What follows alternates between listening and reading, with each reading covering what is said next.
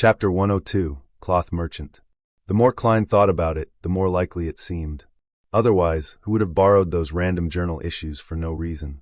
Yes, research regarding the main peak of the Hornaces mountain range is quite an unpopular field.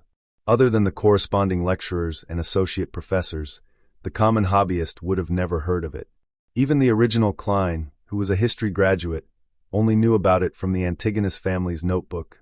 Although Tingen is a city of universities, there wouldn't be that many people who would be interested in the topic.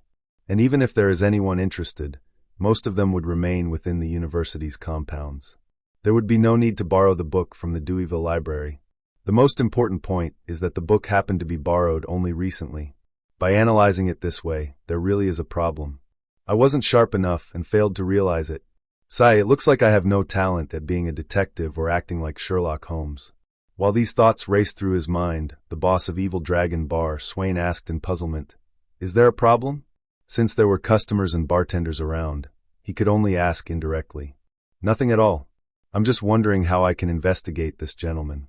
As you know, Honas Vincent died at his home." Klein had long prepared his excuse. He didn't want to make the mandated punishers become interested in the ancient relics from the main peak of the Hornaces mountain range. Vincent was one of the rather famous fortune-tellers in Tingen City. He often came here.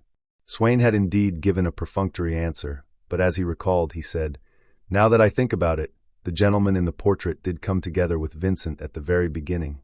That is exactly what I wanted to know. Do you remember his name?" Klein pressed immediately. Swain shook his head and chuckled. "I won't ask for my customers' names or identities unless I knew them to begin with, like old Neil." "All right then." Klein deliberately revealed a saddened look. To him, it didn't matter if Swain knew, because he could check the Deweyville Library. To borrow books from a privately funded library, he had to leave personal information, and his identification must have had sufficient credibility.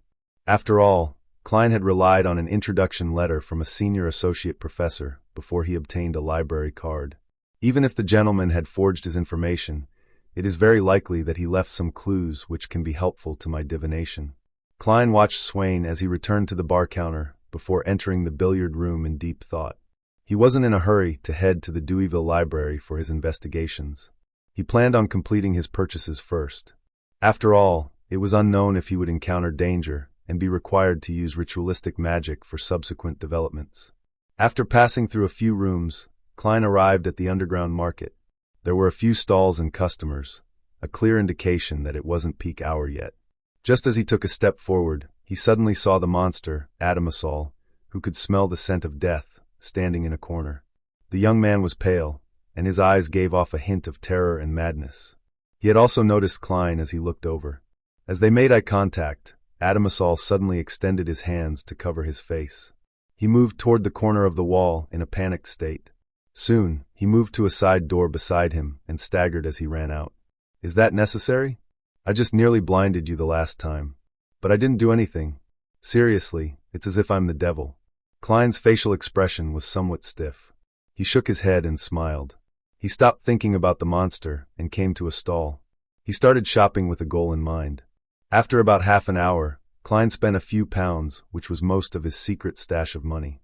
He counted the 3 pounds and 17 soldi he had left, and he felt his heart ache. However, he touched the small metal bottle in the inner pocket of his black trench coat. "This is the Amantha extract, which Madame Daly used previously. This is powder mixed with Drago tree bark and leaves. Essential oil which is extracted from slumber flowers. Dried chamomile petals.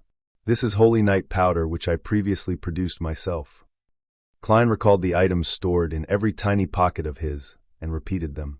He did it to prevent himself from failing to find the ingredient that he would need at a crucial moment. Relying on his unique traits and mysticism, he quickly finished memorizing them and walked toward the door. Suddenly, he saw a somewhat familiar figure in the corner of his eyes. It was a young lady in a casual green dress. Her smooth black hair was soft and glistening. She had a round face with long eyes. They gave her a sweet look and a refined bearing. "It's the girl who was shivering strangely on the public carriage? She does seem fine. I never expected her to be a mysticism enthusiast." Klein slowed down and thought for a few seconds before finally recalling who she was. He had to admit that, other than Justice, who he had never seen clearly, The young lady was the most beautifuful girl he had seen ever since he transmigrated into this world. The sweet and refined girl stood before a stall that sold mysticism books and, in a breach of etiquette, kneeled to rub her fingers against an ancient book. The ancient book was bound with a black hardcover. The book cover had the words Book of Witches in Hermes. It records the black magic of witches. Although I haven't dared to try them, someone I know did, and it really worked. The vendor seized the opportunity to promote the book. The beautiful lady thought and asked, "In your mind, what does a witch look like?" "A witch? A wicked person who brings calamities, disease, and pain," the vendor answered after some thought. Klein didn't hear their conversation because he had already quickly walked out the front entrance. He was rushing to the Deweyville Library in a hurry to settle everything before returning home to cook dinner for his brother and sister. Tomato oxtail soup was on the menu. Backlund, Crown Turf Club.